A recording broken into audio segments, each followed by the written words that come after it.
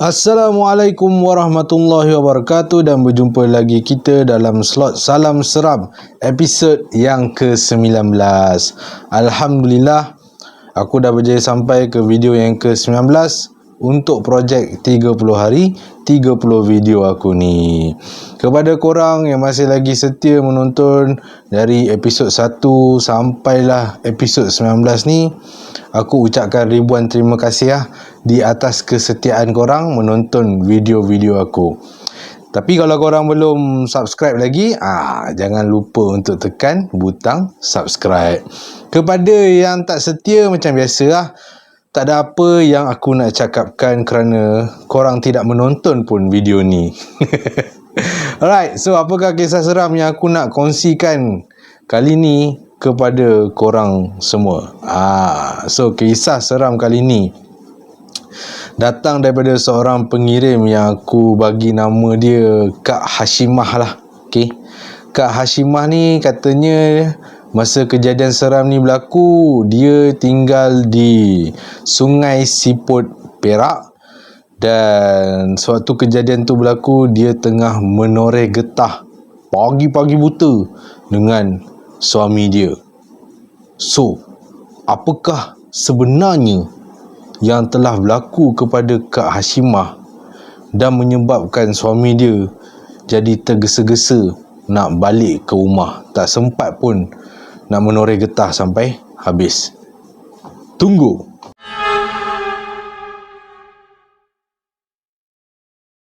Jadi, kisah seram kali ni datang daripada Kak Hashimah yang dia katakan kisah seram ni berlaku di Sungai Siput, Perak.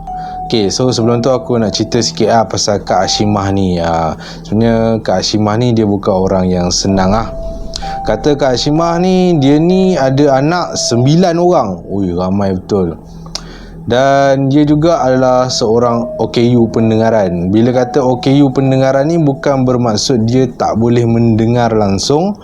Dia boleh mendengar, tapi orang yang bercakap dengan dia tu perlu berada dekat betul kat sebelah telinga dia, baru dia boleh dengar. Kalau cakap macam jarak yang macam jarak biasa orang bersembang tu, ada kemungkinan besar Kak Hashimah tak boleh dengar. Okay. Kak Hashimah ni memang bukan orang senang, orang susah, dan dia sebelum ni dia bergantung harap kepada suami dia lah, di mana suami dia ni orang kata apa, ada kerja lah sebagai seorang penoreh getah. Dan juga dia juga ada dapat bantuan daripada Jabatan Kebajikan Masyarakat, dan dia kata allowance Jabatan Kebajikan Masyarakat tu pun dia gunakan hanya cukup-cukup untuk sewa rumah, dan kebanyakannya akan bergantung kepada suami dia sahaja. Tapi disebabkan dia ada anak 9 orang, so nak mengharapkan pendapatan daripada suami dia saja tak mencukupi. Jadi Kak Hashimah ni pun memutuskan untuk tolonglah suami dia menoreh getah juga, supaya orang kata apa, income tu bertambah lah. Right, so Kak Hashimah ni dia cerita waktu untuk dia dan suami dia menoreh getah biasanya dalam antara pukul 12 malam sampailah pukul 5 pagi Sebabnya dia kata kalau nak toreh getah ni, pada waktu-waktu macam tu lah susu getah akan ada banyak. So waktu tu lah yang dia akan keluar. Memang dia kata nak keluar pada waktu tu untuk menoreh getah memang seram Kena pula dalam kawasan getah tu dia bukan ada lampu ke apa kan. Dia cuma berharap pada lampu yang selalunya kalau orang menoreh getah ni dia pakai lampu yang dekat kepala tu. Benda tu je yang dia pakai. Alright, so itu sedikit kata apa latar belakang cerita pasal Kak Hashimah dan dia punya keadaan dia, supaya korang boleh faham situasi yang aku nak cerita selepas ni. Okay, so pada satu masa tu Kak Hashimah kata dia dah menoreh getah start daripada pukul 12 malam. Okay, 12 malam dia dah menoreh getah, dan kemudian pada jam 2 pagi tiba-tiba suami dia datang kat dia. Suami dia cakap kat dia, dia cakap, Hashimah, jom kita balik rumah, abang rasa tak sedap badan Suami dia cakap. So masa tu Kak Hashimah pun macam pelik, tak sedap badan. Abang biar betul bang kan, kita biasanya menoreh getah sampai pukul 5 pagi ni. Ni baru pukul 2 pagi ni. Abang betul ke tak sedap badan ni? Lepas tu husband Kak Hashimah pun cakap, betul lah abang tak sedap badan ni. Jom cepat kita balik rumah cepat. So Kak Hashimah pun risau lah, takut memang husband dia betul-betul tak sedap badan kan. Jadi Kak Hashimah pun akur lah dengan arahan yang diberikan oleh suami dia tu. So Kak Hashimah pun dia ikut suami dia pergi ke motor. Tapi dalam tengah nak ikut suami dia pergi ke motor tu, Kak Hashimah ada macam terfikir jugalah kan, suami aku ni betul ke sebenarnya sakit badan, ke ada sesuatu yang pelik berlaku dan menyebabkan suami aku ni tergesa-gesa nak balik rumah. Okey, sampai je kat motor, husband Kak Hashimah ni cakap kat Kak Hashimah lah. Dia cakap, okey, lepas kita naik motor ni, awak jangan pandang belakang, okey? Bila suami dia cakap macam tu, masa tu lah Kak Hashimah kata, okey, suami aku ni dia bukan tak sedap badan, ini ada benda yang tak elok jadi ni. Kenapa tiba-tiba dia suruh aku tak payah tengok belakang kan? Okay, so Kak Hashimah pun naik motor, husband dia start motor dan motor pun bergerak. So masa motor tu bergerak, Kak Hashimah ni dia masih lagi pakai headlamp lah, okay, lampu suluh yang kat kepala tu. Kan suami dia kata jangan tengok belakang kan, tapi Kak Hashimah dia rasa ingin tahu dia, orang kata apa, melebihi daripada rasa untuk mematuhi apa yang suami dia cakap. So Kak Hashimah pun pusing belakang.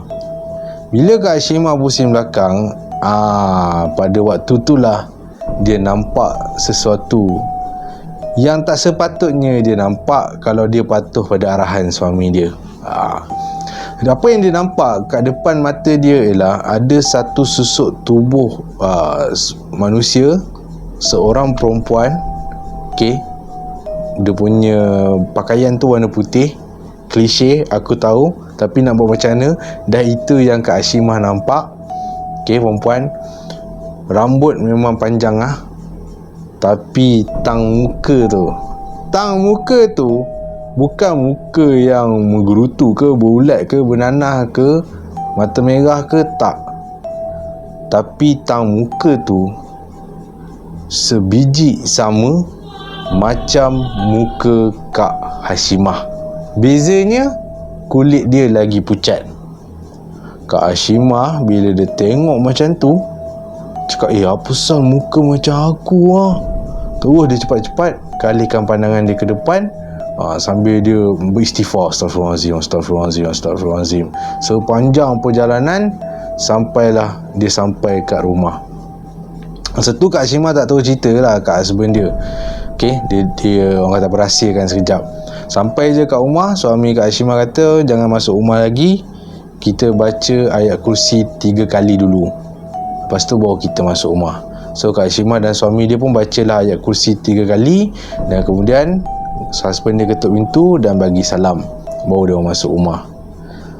Dan masuk dalam rumah, barulah husband suami Kak Hashimah ni cakap apa sebenarnya yang berlaku dan menyebabkan dia ajak Kak Hashimah pulang awal. Sebenarnya menurut suami Kak Hashimah ni, dia kata masa dia tengah menoreh getah tu, dia asyik mendengar suara orang mengilai. Bukan sekali dua, tapi banyak kali suara tu mengilai. Dan suara tu tak stop. Makin lama makin kuat, makin lama makin kuat, makin lama makin kuat. Tapi suami Kak Hashimah tak nampak benda tu. Dan sebab itulah husband Kak Hashimah ajak Kak Hashimah untuk balik awal.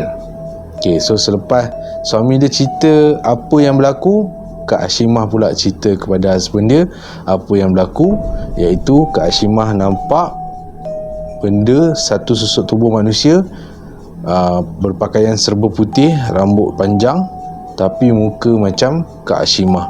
Dan suami Kak Hashimah macam terkejut, biar betul macam tu kan. So husband Kak Hashimah pun cakap mungkin inilah dia, makhluk yang bernama Lansui, yang sentiasa orang kata apa, dilihat oleh orang-orang kampung kat area Sungai Siput, Perak tu. Tapi kejadian tu sikit pun tak melemahkan semangat Kak Hashimah dan suami dia untuk terus menoreh getah. Yalah, takkanlah pasal benda tu diorang tak nak menoreh getah. Siapa yang nak bagi diorang duit untuk beli segala keperluan harian kan? So teruskan je lah. Walaupun pada ketika tu diorang memang ada rasa takut sekiranya diorang berjumpa sekali lagi dengan langsui yang diperkatakan oleh orang-orang kampung kat situ. So itulah dia kisah seram yang disampaikan oleh Kak Hashimah tentang penampakan langsui di Sungai Siput, Perak. Terima kasih kepada korang semua yang masih lagi sudi menonton video aku ni sampai habis. Kepada yang dah tonton sampai habis, jangan lupa untuk tekan butang subscribe, jangan lupa untuk tekan like, dan jangan lupa untuk share juga video ni kalau korang rasa nak share. So terima kasih sekali lagi, dan kita jumpa lagi dalam episod ke-20 Slot Salam Seram. Assalamualaikum.